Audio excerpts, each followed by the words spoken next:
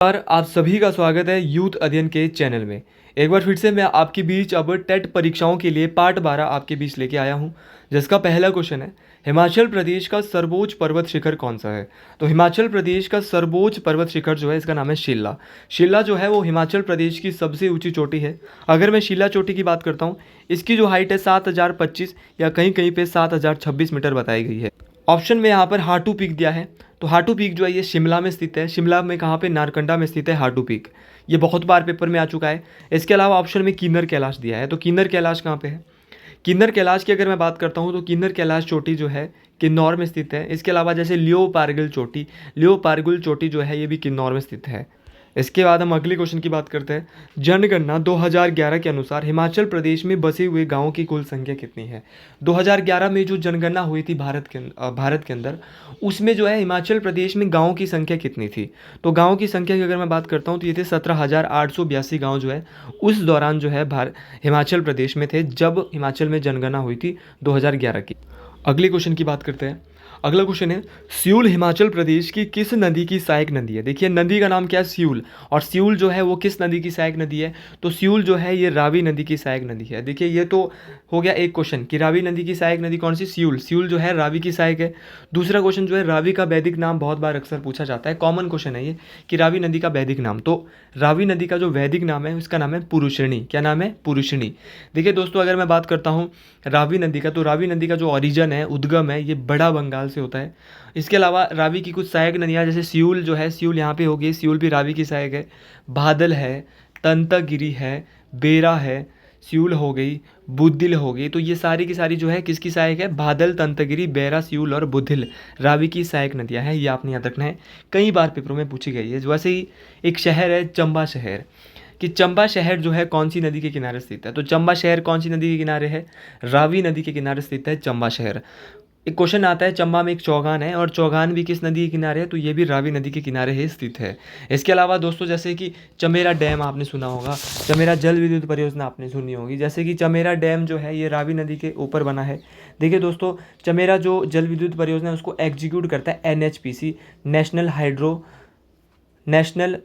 Hydro power corporation. देखिए दोस्तों, चमेरा जल विद्युत परियोजना ये भी पूछा जा सकता है अगर टफ क्वेश्चन है कि कितने मेगावाट की है। तो चमेरा जो जल विद्युत परियोजना है, चमेरा 1 जो है वो 540 मेगावाट की है, चमेरा 2 जो है वो 300 मेगावाट की है, और चमेरा 3 जो है 231 मेगावाट की है। तीनों ही क्वेश्चन बहुत इंपॉर्टेंट है और मेगावाट में भी पूछे गए हैं। अगले क्वेश्चन की मैं बात करता हूँ। मेजर सोमनाथ शर्मा हिमाचल प्रदेश के किस जिले से संबंधित है? देखिए इन्होंने हिमाचल का ही नहीं बल्कि पूरे भारत देश का जो है नाम रोशन किया था। देखिए दोस्तों, मेजर सोमनाथ शर्मा का जो संबंध है ये कांगड़ा से है, और ये ऐसे व्यक्ति है, भारत के ऐसे पहले व्यक्ति जिनको परमवीर चक्र मिला है। तो याद रखना है, वीरता के लिए जो सबसे बड़ा पुरस्कार जो है परमवीर चक्र जो दिया जाता है वो हिमाचल प्रदेश के कांगड़ा जिले के मेजर सोमनाथ शर्मा को दिया गया था। अगर मैं बात करता हूँ मेजर सोमनाथ शर्मा की, तो ये कांगड़ा जिले से थे। और इन्होंने क्या किया था? तो इन्होंने इंडिया और पाकिस्तान में जो 1947-1948 के आसपास जो युद्ध हुआ था, वॉर हुई थी, उसमें इन्होंने जो है बहुत ही अपना योगदान दिया था, जिसके लिए इनको जो है सबसे पहले क्या दिया गया भाई? परमवीर चक्र दिया गया था। अगले क्वेश्चन की मैं बात करता हूँ। बसपा घाटी हिमाचल प्रदेश के किस जिले में स्थित है? देखिए अब अगर मैं बसपा घाटी की बात करता हूँ तो बसपा घाटी को दोस्तों सांगला घाटी के नाम से भी जाना जाता है। देखिए बसपा घाटी जो है ये किन्नौर जिले में है, पहली बात। लेकिन दोस्तों अगर क्वेश्चन पेपर में आता है कि बसपा घाटी किन्नौर में है, जिसको सांगला घाटी के नाम से भी जाना जाता है, क्वेश्चन आ सकता है फिर कि बसपा घाटी जो है वो किस नदी के किनारे स्थित है? तो बसपा घाटी जो है ये बसपा नदी के किनारे स्थित है, ये भी आपने याद रखना है। इस प्रकार जैसे किन्नौर में एक और है अंगूरों की घाटी, जिसको हम रिब्बा घाटी बोलते हैं। तो रिब्बा घाटी कहाँ है? अंगूरों की रिब्बा वैली अंगूरों के लिए प्रसिद्ध है। कहाँ पे है? अपनी किन्नौर में है। इसके अलावा जैसे कि कुछ और भी मैं घाटियाँ किन्नौर की बात करता हूँ, जैसे कि अपनी यूला वैली, यूला घाटी। तो यूला घाटी कहाँ पे है? यूला घाटी अपनी किन्नौर में है। पैजूल घाटी भी अपनी कहाँ पे है? किन्नौर में। तो ऐसी ऐसी घाटियाँ भी आपने याद रखनी है, जैसे पैजूल घाटी बोली मैंने, यूला घाटी बोली, रिबा घाटी बोली, ये सारी की सारी कहाँ पे है जी? किन्नौर में है। इसके अलावा एक घाटी बहुत पूछी जाती है जिसका नाम है क्यारदा दून घाटी। तो क्यारदा दून घाटी जो है ये कहाँ पे है? इसको पोंटा घाटी के नाम से भी जाना जाता है, ये सिरमौर में स्थित है। इसके अलावा क्वेश्चन आता है कि बलय घाटी, बलय घाटी कहाँ पे है? बलय घाटी मंडी में स्थित है, और बलय घाटी हिमाचल प्रदेश की सबसे ज़्यादा फर्टाइल या उपजाऊ घाटी है। देखिए दोस्तों, अगर मैं बात करता हूँ एक और घाटी है, जैसे क्यारदा दून तो हमने सिरमौर में पढ़ी, एक दून घाटी है और एक सैपरून घाटी है। तो दून घाटी और सैपरून घाटी कहाँ पे? सोलन में स्थित है। इसके बाद इमला बिमला घाटी भी पेपर में पूछी गई है। तो इमला बिमला कहाँ पे? मंडी में है। और वलय भी कहाँ पे? मंडी में है। अगली क्वेश्चन की मैं बात करता हूँ। अगला क्वेश्चन भी महत्वपूर्ण है। डूंगरी मेला हिमाचल प्रदेश के किस जिले में मनाया जाता है? देखिए, हिमाचल प्रदेश का एक जिला है जहाँ पे डूंगरी मेला होता है, और डूंगरी मेला जो मनाया जाता है हिमाचल प्रदेश के कुल्लू मनाली ज़िले में मनाया जाता है। देखिए दोस्तों, डूंगरी माता, हम हिडिंबा माता के नाम से भी इन्हें जानते हैं। ये फेयर एंड फेस्टिवल की अगर मैं बात करता हूँ तो बहुत इंपॉर्टेंट है हिमाचल प्रदेश के, और डूंगरी मेला उसमें मोस्ट इंपॉर्टेंट है। तो डूंगरी मेला जो है माता हिडिंबा का नाम है, डूंगरी माता के नाम से भी इनको जाना जाता है। देखिए, डूंगरी मेला जहाँ पे लगता है वहाँ पे डूंगरी मंदिर भी है। डूंगरी मंदिर को जो है पैगोडा शैली में बनाया गया है। किस मंदिर में बनाया गया है? हिडिंबा मंदिर को पैगोडा शैली में बनाया गया है। किस राजा के द्वारा और कब इस पैगोडा मंदिर को बनाया गया था, मतलब कि इस हिडिंबा माता मंदिर को बनाया गया था? तो राजा बहादुर सिंह के द्वारा, याद रखना है, राजा बहादुर सिंह के द्वारा 1553 में जो है पैगोडा शैली में हिडिंबा मंदिर बनाया गया था। देखिए, हिडिंबा जो है भीम जी की पत्नी है, और माता कुंती के आशीर्वाद से इन्होंने जो है शादी करी थी। देखिए दोस्तों, अगले क्वेश्चन की मैं बात करता हूँ। लोसर त्यौहार हिमाचल प्रदेश के किस जिले में मनाया जाता है? बहुत जल्द अगली सीरीज साइकोलॉजी की भी लाने वाला हूँ। अगर साइकोलॉजी लानी है तो कमेंट बॉक्स में यस बताएं, और अगर आपको लगता है आपको साइकोलॉजी आती है तो मैं नहीं लाऊंगा, तो साइकोलॉजी के बारे में भी ज़रूर बताएं। और अगले क्वेश्चन की मैं बात करता हूँ। जिसको नोट्स चाहिए साइकोलॉजी के, वो इस नंबर पे जो है वो क्या कर सकता है भाई?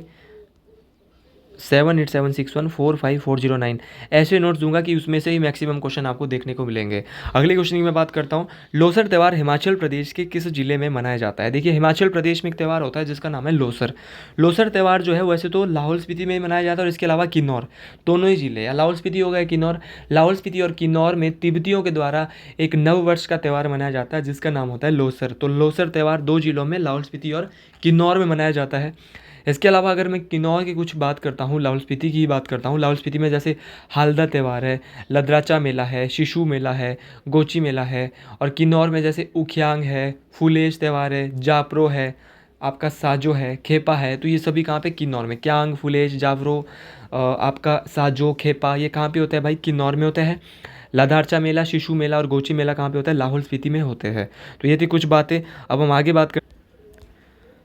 पाक जल डमरू मध्य भारत को जोड़ता है। पाक स्टेट कंसेंट्स जो है इंडिया विद, तो पाक जल डमरू मध्य, जो पाक जल संधि जो है भारत को किसके साथ जोड़ती है? देखिए, यहाँ ऑप्शन में पाक है तो बंदा सोचेगा पाकिस्तान, लेकिन आपने तो नहीं सोचना है ना।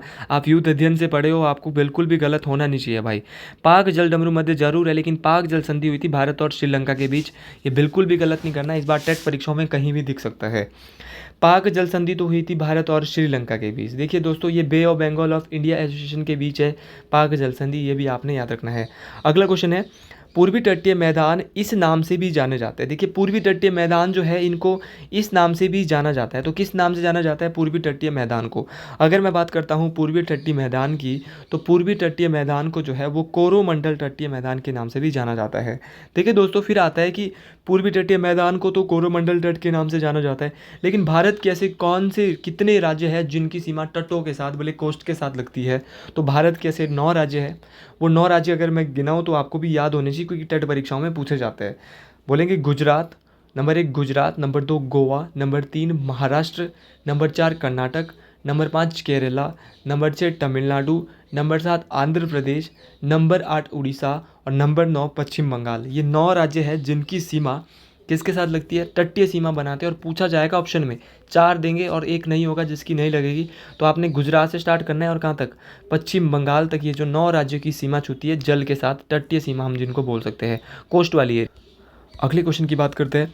सिंधु नदी का उद्गम स्थान है। मैं पहले ही बोल चुका हूँ अपने ही सीरीज़ में टेट परीक्षाओं की कि सिंधु नदी का जो उद्गम स्थान है वो कहाँ पर है। सिंधु नदी की अगर मैं बात करता हूँ तो सिंधु नदी जो है वो कैलाश श्रृंखला से आती है। और कैलाश श्रृंखला से कहाँ से आती है? तो तिब्बत से आती है, तिब्बत के मानसरोवर झील के राकस्थाल से।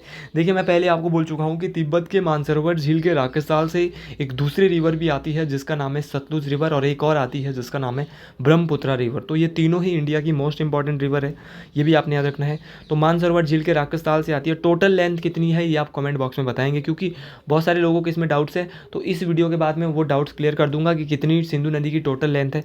भारत में टोटल बहती है 709 किलोमीटर, लेकिन इसकी टोटल लेंथ, कुल लंबाई कितनी है सिंधु नदी की, आप जरूर बताएंगे। याद रखना है, सिंधु नदी की सबसे बड़ी सहायक नदी कौन सी है, ये क्वेश्चन पेपर में आया है। सिंधु नदी की जो सबसे बड़ी सहायक नदी है, इसका जो नाम है उसका नाम है भाई चिनाब नदी। और चिनाब नदी का जो उद्गम है वो हिमाचल प्रदेश के बारालाचा दर्रे के समीप, जहाँ पर कि चंद्रा और भागा दो नदियाँ टांडी नामक स्थान में आके मिलती है। टांडी जो है, टांडी की मैं बात करता हूँ, टांडी में द्रौपदी माता का अंतिम संस्कार हुआ था। और यहीं पे एक नदी बनती है जिसका नाम है चिनाब रिवर, जो कि सिंधु की सबसे बड़ी सहायक नदी है। अगले क्वेश्चन की मैं बात करता हूँ, विली विली है एक। तो विली विली क्या है? तो विली विली एक ऑस्ट्रेलिया के समीप उष्णकटिबंधीय चक्रवात है। याद रखना है कि ट्रॉपिकल साइक्लोन नियर ऑस्ट्रेलिया, तो एक ऐसा उष्णकटिबंधीय चक्रवात है जिसका नाम है विली विली। अगली क्वेश्चन की मैं बात करता हूँ, मोस्ट इंपॉर्टेंट है, आरबीआई का मुख्यालय कहाँ पर स्थित है। पहले तो आरबीआई के बारे में बात करता हूँ। तो आरबीआई भारत का केंद्रीय बैंक है। भारत का एकमात्र केंद्रीय बैंक का नाम क्या है? आरबीआई। अगर मैं आरबीआई की बात करता हूँ तो headquarter of RBI is at, तो याद रखना है मुंबई में। आरबीआई का जो हेडक्वार्टर है वो कहाँ पे? मुंबई में। आरबीआई की अगर मैं बात करता हूँ तो रिजर्व बैंक ऑफ इंडिया की जो स्थापना है 1935 में हुई थी, और इसका जो राष्ट्रीयकरण है, नेशनलाइजेशन जो हुआ था 1949 में हुआ था। टेट परीक्षाओं के लिए दोनों ही क्वेश्चन बहुत इंपॉर्टेंट है। अगर मैं बात करता हूँ, ये तो आरबीआई की बात थी। देखिए दोस्तों, अगर बात करते हैं एसबीआई की, अगर आरबीआई की बात करें तो एसबीआई की भी बात करेंगे। एसबीआई का हेडक्वार्टर जो है ये भी मुंबई में है, और एसबीआई की स्थापना हुई थी 1955 में, 1955 में हुई थी एसबीआई की स्थापना। देखिए, एसबीआई को पहले इंपीरियल बैंक ऑफ इंडिया के नाम से भी जाना जाता था। अगले क्वेश्चन की मैं बात करता हूँ। हर एक क्वेश्चन महत्वपूर्ण है दोस्तों, हर एक क्वेश्चन को पढ़ के जाना है। कराधान एक औजार है। कराधान एक औजार है, तो किस प्रकार का औजार है कराधान? देखिए दोस्तों, आपने याद रखना है, कराधान जो एक औजार है वो किस प्रकार का है?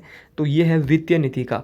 तो कराधान एक वित्तीय नीति का जो है क्या है? औजार है। अगर मैं बात करता हूँ टैक्सेस की, तो टैक्सेस जो है वो टू टाइप्स के होते हैं। एक डायरेक्ट टैक्स होता है, दूसरा इनडायरेक्ट टैक्स होता है। तो अगर दोस्तों डायरेक्ट टैक्स की बात करते हैं तो डायरेक्ट टैक्स में आएगा जैसे इनकम हो गया, आपका कॉर्पोरेट हो गया, प्रॉपर्टी से रिलेटेड हो गया, वेल्थ टैक्स हो गया, गिफ्ट टैक्स हो गया, कॉर्पोरेट टैक्स हो गया, प्रॉपर्टी टैक्स हो गया।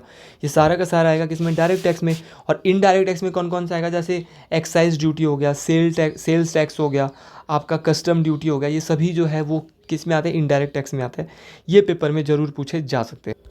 अगले क्वेश्चन, दो तीन क्वेश्चन थोड़े साइंस के भी कर लेते हैं, क्योंकि इन कमीशनों में साइंस के क्वेश्चन भी थोड़े एक दो क्वेश्चन देखने को मिल जाते हैं। तो अब हम अपनी सीरीज़ में साइंस भी चलाने वाले हैं। टाइफाइड किसके कारण होता है? तो टाइफाइड जो है वो बैक्टीरिया के कारण होता है। ये तो पता चल गया जी कि टाइफाइड बैक्टीरिया के कारण होता है, लेकिन उस बैक्टीरिया का नाम क्या है जिसके द्वारा टाइफाइड होता है? तो उस बैक्टीरिया का नाम है सैल्मोनेला टाइफे। क्या बोलेंगे? सैल्मोनेला टाइफे जो है उस बैक्टीरिया का नाम है। देखिए, प्लेग एक ऐसी बीमारी है, ये भी विषाणु के द्वारा फैलती है।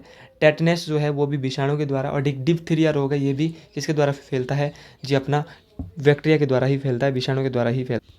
अगली क्वेश्चन की बात करते हैं। हर एक क्वेश्चन महत्वपूर्ण मुझे लग रहा है। मैसोन कहाँ पाए जाते हैं? तो देखिए, मैसोन कहाँ पाए जाते हैं, क्वेश्चन ऐसा भी आया था। तो मैसोन पाए जाते हैं कॉस्मिक किरणों में। ये फिजिक्स का ये क्वेश्चन था कि मैसोन कहाँ होते हैं।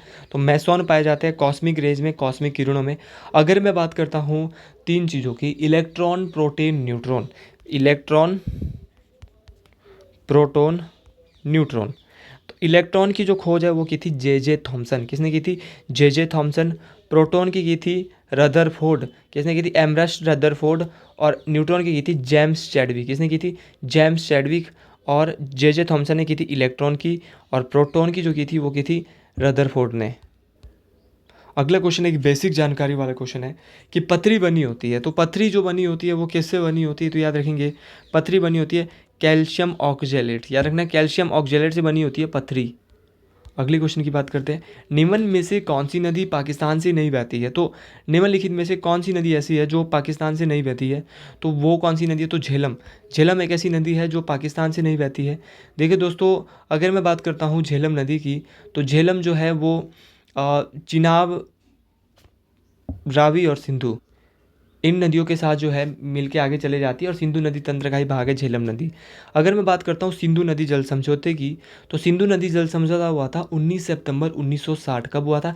कमीशन में पूरा पूछा गया था, अभी कोई हिंदी का कमीशन हुआ था उस टाइम पूरा पूछा गया था कि सिंधु नदी जल समझौता कब हुआ था। तो याद रखेंगे 19 सितंबर 1960 को हुआ था सिंधु नदी जल समझौता। अगर मैं बात करता हूँ इंडस रिवर ट्रीटी की, तो ये हुआ था जी भारत के प्रधानमंत्री जवाहरलाल नेहरू और पाकिस्तान के राष्ट्रपति अयूब खान के बीच ये सिंधु नदी जल समझौता हुआ था 19 सितंबर 1960 में। देखिए दोस्तों, अगर मैं बात करता हूँ कुछ रिवर्स की जो यहाँ पे ऑप्शन में दी है, चिनाब नदी का जो उद्गम होता है हिमाचल प्रदेश के बारालाची दर्रे से होता है, ये मैं थोड़ी देर पहले आपको बता चुका हूँ। इसके अलावा जैसे रावी नदी, तो रावी नदी का जो उद्गम होता है वो बड़ा बंगाल से होता है और चंबा शहर तो रावी नदी के किनारे स्थित है, थोड़ी देर पहले पढ़ा चुका हूँ। और झेलम झेलम नदी का जो ओरिजिन है, झेलम नदी का जो उद्गम है वो कहाँ से होता है, बैरीनाग झील से। देखिए दोस्तों, इन तीनों ही नदी का उद्गम कहाँ कहाँ से हो रहा है ये भी मैंने आपको बता दिया है। आगे मैं अगले क्वेश्चन की बात करता हूँ, इंपॉर्टेंट है, बेहतरीन है। धूपगढ़ इसका उच्चतम बिंदु है। तो धूपगढ़ जो है किस पर्वत श्रृंखला की सबसे ऊंची चोटी है? तो धूपगढ़ जो है वो किस पर्वत श्रृंखला की है? तो सतपुड़ा पर्वत श्रृंखला की जो सबसे ऊंची चोटी है जिसका नाम क्या है, धूपगढ़। देखिए दोस्तों, सतपुड़ा पर्वत श्रृंखला मध्य प्रदेश में है। अगर मैं बात करता हूँ कुछ और पर्वत श्रृंखलाओं की, जैसे यहाँ पे अरावली पर्वत श्रृंखला है। अरावली माउंटेन रेंज जो है ये भारत की सबसे पुरानी पर्वत श्रृंखला है और अरावली पर्वत श्रृंखला की किसी भी पर्वत श्रृंखला में सबसे ऊंची चोटी होती है। मान लो ये पर्वत श्रृंखला है तो इसमें सबसे ऊंची चोटी ये वाली है, तो जैसे ये अरावली पर्वत श्रृंखला तो इसकी ये चोटी का नाम क्या है, गुरु शिखर। तो गुरु शिखर अरावली पर्वत श्रृंखला की सबसे ऊंची और सबसे ऊंची चोटी है। अगले क्वेश्चन की मैं बात करता हूँ, पश्चिमी विक्षोभ उत्पन्न होते हैं। तो western disturbances originate with over the, तो रखना है मेडिटेरियन सी। भाई पश्चिमी विक्षोभ जो ये बारिश हो रही है मार्च अप्रैल में, ये कहाँ से जो है, मार्च अप्रैल जो मई के महीने बरसात से पहले जो बीच में बारिश हो जाती है, ये पश्चिमी विक्षोभ के कारण ही होती है। ये बात आपने याद रखनी है। अगर मैं बात करता हूँ भूमध्य सागर को अटलांटिक महासागर से कौन जोड़ता है, तो ये जोड़ता है जिब्राल्टर स्टेट। याद रखना है जिब्राल्टर स्टेट जो है, जिब्राल्टर स्टेट की अगर मैं बात करता हूँ तो जिब्राल्टर स्टेट जो है स्पेन और याद रखना अफ्रीका में स्थित है। अगले क्वेश्चन की बात करते हैं, निम्न में से किसे सह्याद्री पर्वतमाला के नाम से जाना जाता है? तो किसे सह्याद्री पर्वत श्रृंखला के नाम से जाना जाता है? तो सह्याद्री पर्वत श्रृंखला के नाम से जाना जाता है पश्चिमी घाट को। ये पश्चिमी घाट जो है ये कहाँ पे स्थित है, तो ये केरला के आसपास स्थित है और इसकी जो केरला की जो हाईएस्ट पीक है इसका नाम है अन्नामुडी। और ये अन्नामुडी जो चोटी है ये पूरे दक्षिण भारत की भी सबसे ऊंची चोटी है। अगर मैं बात करता हूँ कि यूनेस्को में भी पश्चिमी घाट को जो है लिया गया है, तो यूनेस्को में इसको कब लिया गया था, तो यूनेस्को में लिया गया था 2012 में। अगर मैं बात करता हूँ कि ये जो है इसकी सीमा कहाँ पर, पश्चिमी घाट की सीमाएँ कहाँ कहाँ टच होती है, तो कर्नाटक, केरला और तमिलनाडु। और इसके अलावा अजंता की गुफाएं पेपर में बहुत बार पूछी जाती है, तो अजंता की जो गुफाएं हैं ये कहाँ पे, महाराष्ट्र में। अगले क्वेश्चन की बात करता हूँ मैं, ट्रक फार्मिंग किससे संबंधित है? वैसे तो आप सभी को इसका आंसर ये सभी लग रहा होगा, लेकिन ऐसा कुछ नहीं है। ट्रक फार्मिंग जो संबंधित है ये सब्जियों से संबंधित है। ट्रक फार्मिंग, ये कंसेप्ट क्या है इसका ट्रक फार्मिंग का, तो जैसे कि फलों और सब्जियों को खेती से जो है अब बाज़ार तक कैसे ले जाया जाए, तो ये एक योजना चलाई गई जिसका नाम है ट्रक फार्मिंग। तो ट्रक फार्मिंग आप समझ गए, ट्रक फार्मिंग किससे संबंधित है, सब्जियों से संबंधित है ट्रक फार्मिंग। अगले क्वेश्चन की बात, तूतीकोरिन में तापीय केंद्र वाला दक्षिण भारत राज्य कौन सा है? देखिए तूतीकोरिन में तापीय केंद्र वाला, the state in south India with A thermal station at Tuticorin is. तो साउथ इंडिया का जो है तापीय केंद्र वाला दक्षिण भारत का राज्य कौन सा है, तो इसका क्या नाम है, तो इसका नाम है तमिलनाडु। देखिए दोस्तों, क्वेश्चन नंबर 13 की मैं बात करता हूँ, भारत में सर्वाधिक शहरी समुदाय कौन सा है? तो भारत में ऐसा समुदाय कौन सा जो सबसे ज़्यादा शहरी है, तो 2011 के अनुसार जो है वो पारसी समुदाय जो है सबसे ज़्यादा शहरी है। देखिए दोस्तों, हिमाचल के ओरिएंटेड मेरे को एक क्वेश्चन यहाँ पे याद आ रहा है, जैसे कि एक बार नायब तहसीलदार का एक पेपर होता था तो उसमें पूछ लिया था कि पहले भी वन लाइनर आते थे नायब तहसीलदार में, तो उस टाइम पूछ लिया था कि हिमाचल प्रदेश का ऐसा कौन सा जिला है जहाँ पे सबसे अधिक सिख रहते हैं। तो याद रखना है 2011 के अनुसार एग्जैक्ट पूछा गया था कितने सिख रहते हैं, तो वहाँ रह रहे थे सिख कितने, 26,009। तो 26,009 सिख जो है ऊना जिले में सबसे ज़्यादा सिख रहते हैं हिमाचल प्रदेश में। अगले क्वेश्चन की बात करते हैं, सामुदायिक विकास का कार्यक्रम प्रारंभ हुआ। देखिए मैं तो इस क्वेश्चन को 2 से 3 बार देख चुका हूँ, तो आप भी देख लें। सामुदायिक विकास का जो कार्यक्रम है ये 2 अक्टूबर 1952 को शुरू हुआ था। अगले क्वेश्चन की मैं बात करता हूँ, सारगेसो सागर स्थित है। तो सारगेसो सागर स्थित जो है ये उत्तर सागर में, नॉर्थ सी में स्थित है सारगेसो सागर। अगले क्वेश्चन की मैं बात करता हूँ, अगला क्वेश्चन महत्वपूर्ण है, जापान की राजधानी कौन सी है? जापान की जो राजधानी का नाम है वो क्या है, टोक्यो। अगर मैं बात करता हूँ जापान की राजधानी टोक्यो की, तो यहाँ पे ओलंपिक भी हुए थे। और याद रखना है दोस्तों, टोक्यो जो है राजधानी किसकी, जापान की। देखिए क्योटो कहाँ पड़ता है, तो क्योटो भी जापान में, नागासाकी भी कहाँ पड़ता है, जापान में पड़ता है, लेकिन बीजिंग कहाँ में पड़ता है, चाइना में पड़ता है। देखिए दोस्तों, अगर मैं बात करता हूँ, ये क्योटो प्रोटोकॉल भी हुआ था, ये कब हुआ था, 1997 में हुआ था। और परमाणु बम आपसे अक्सर पूछे जाते हैं कि 6 अगस्त और 9 अगस्त को अमेरिका ने जापान के किस किस जगह बम गिराए थे। तो 6 अगस्त को जो बम गिराया था, इसका नाम था लिटिल बॉय। और 9 अगस्त को जो बम गिराया था, इसका नाम था फैट मैन। अगला क्वेश्चन मोस्ट इंपॉर्टेंट है, सबसे तेजी से बढ़ने वाला वृक्ष कौन सा है। तो ऐसा वृक्ष विश्व का जो सबसे तेजी से बढ़ता है, तो इसका नाम है यूकेलिप्टस। तो यूकेलिप्टस जो है विश्व का ऐसा पेड़ है, ऐसा वृक्ष है जो सबसे तेजी से बढ़ता है। अगर मैं बात करता हूँ दुनिया का सबसे बड़ा फूल कौन सा है, ये आप कमेंट बॉक्स में ज़रूर बताएं। और जो अच्छे से पढ़ रहा है वही बताए, बिकॉज बेला रश यहाँ पर मैं चाह रहा हूँ कि सिर्फ पढ़ने वाले बच्चे जो हमारे चैनल में होने चाहिए, और पढ़ने वाले अच्छे अच्छे बच्चे होने चाहिए। मैं बोल रहा हूँ साइकोलॉजी के लिए आपको कोई प्रॉब्लम नहीं है, ये मेरा नंबर है 78761। मैं आपको बेस्ट नोट्स प्रोवाइड करवा दूँगा, बेस्ट नोट्स। तो आपने ये नंबर मेरा नोट कर लिया, 78761 45409। देखिए दोस्तों, ये तो था हमारा। इसके अलावा मैं एक दो क्वेश्चन और आपके साथ डिस्कस कर लेता हूँ। देखिए एक क्वेश्चन और यहाँ पे मैं आपसे डिस्कस कर रहा हूँ कि हिमाचल प्रदेश में किसान क्रेडिट कार्ड कौन जारी करता है। तो किसान क्रेडिट कार्ड जो है वो किसके द्वारा जारी किया जाता है, किसान क्रेडिट कार्ड जो है ये नाबार्ड के द्वारा जारी किया जाता है भारत के अंदर। और नाबार्ड की जो फुल फॉर्म है हिमाचल के अंदर भी, तो नाबार्ड की जो फुल फॉर्म है वो national bank for agriculture and rural development. याद रखना है, नाबार्ड की फुल फॉर्म कई बार टेट में पूछी गई। नाबार्ड की स्थापना 1982 में हुई थी, national bank for agriculture and rural development. देखिए दोस्तों, अगर मैं बात करता हूँ नाबार्ड, तो नाबार्ड जो है ये बहुत ही इंपॉर्टेंट है और हिमाचल प्रदेश में क्रेडिट कार्ड को जारी करता है। देखिए दोस्तों, हिमाचल प्रदेश ग्रामीण बैंक यहाँ पे दिया है, एचपी सहकारी बैंक। इसको कौन एग्जीक्यूट करता है, तो इसको पीएनबी जो है। और पीएनबी की जो है कितनी ब्रांचेस हिमाचल प्रदेश में, ये आप कमेंट बॉक्स में ज़रूर बताएं। देखिए दोस्तों, एक योजना है दूध गंगा योजना। दूध गंगा योजना हिमाचल प्रदेश में 2009 में आई थी। तो ये सारी कुछ ऐसी चीज़ें हैं। पीएनबी जो है हिमाचल प्रदेश का एक अच्छा बैंक है। आपने याद रखा, पंजाब नेशनल बैंक, इसकी काफ़ी सारी शाखाएं जो है हिमाचल प्रदेश के अंदर अब बढ़ गई होगी। इसलिए मैं आपको करंट, मैं चाह रहा हूँ कि आप करंट ढूंढो और कमेंट बॉक्स में ज़रूर बताओ।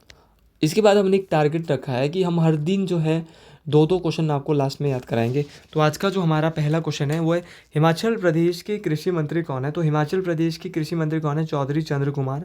और आज का जो अंतिम क्वेश्चन है वो, हिमाचल प्रदेश के राज्यपाल कौन है। तो हिमाचल प्रदेश के राज्यपाल कौन है, हिमाचल प्रदेश के राज्यपाल है शिव प्रताप शुक्ला।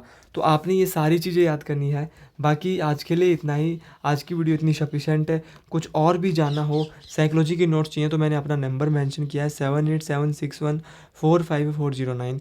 इस नंबर पे आपने व्हाट्सअप कर देना है। दिक्कत लेने वाली कोई बात नहीं है, अच्छे से पढ़ाई करनी है, टेट परीक्षा क्लियर करवाना हमारा काम है। आपका काम तो सिर्फ एक ही है, आपका काम है पढ़ाई करना। आज के लिए इतना ही। जय हिंद, जय हिमाचल, जय भारत।